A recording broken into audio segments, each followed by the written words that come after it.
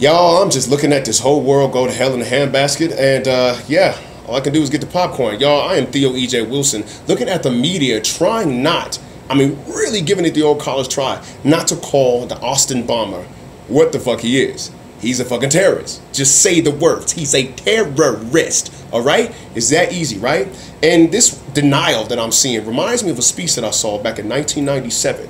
In 97, I saw Louis Farrakhan, actually. My dad took me to see him because he was a hot ticket at the time. Remember, this was right after the Million Man March. And he said a lot of things in that speech. Some of them were prophetic.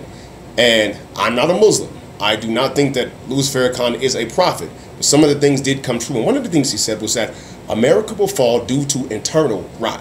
That it will be forces inside the country that split it and splintered apart.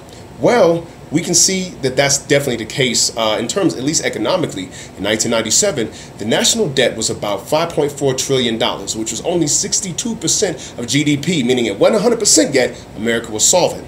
Right now, in 2018, it's literally $22 trillion, roughly. And that is about 107% of GDP, meaning comparatively to 1997, this America is insolvent. It is a failed state. And another thing that Farrakhan talked about was that he said that this country would fall due to internal cultural rot. Now, at the time, I thought he was talking about like stuff that was happening in the black community. At that moment, gangster rap was the thing that everybody thought was the bane of existence. We have a rotten culture that's falling apart. And he didn't talk about that as much as he talked about what was going on in the white community. And I never heard somebody say this before, so it was news to me. He said that there was a far-right extremism that would destroy the nation from within. At the time, he was referencing the Terry McVeigh bombing in Oklahoma City, right? That killed all of those people there.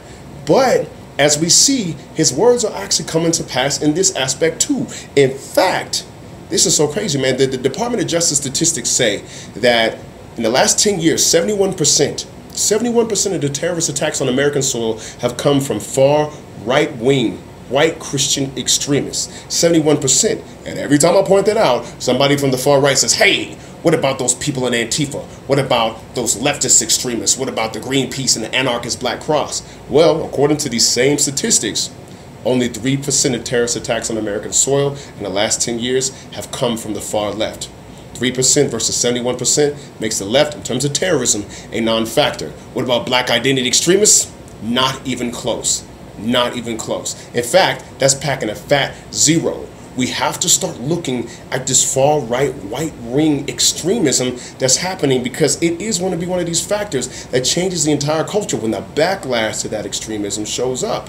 And what's very interesting is if you look at what stoked this fire on the far right, you need to look at this Cambridge Analytica thing. I don't know if y'all have been following this, but this thing that happened with Facebook when a survey was given to 270,000 people and a virus was inserted into Facebook that pulled the personal data of 50 million people, and they were given targeted, specific political misinformation, and that weapon was funded and created by none other than Steve Bannon. Steve Bannon fueled that, paid for that to have that done, and when the whistleblower was interviewed, he said that it would actually be the thing to fracture the nation irreparably. I'm not a Muslim, but Farrakhan called it.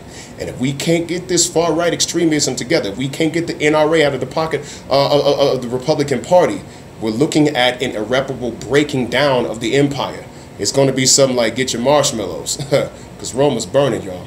Hate to be the bearer of bad news, but I got to keep it real with y'all. I'm Theo E.J. Wilson. Until next time, like, follow, share, keep the conversation going. Peace, y'all.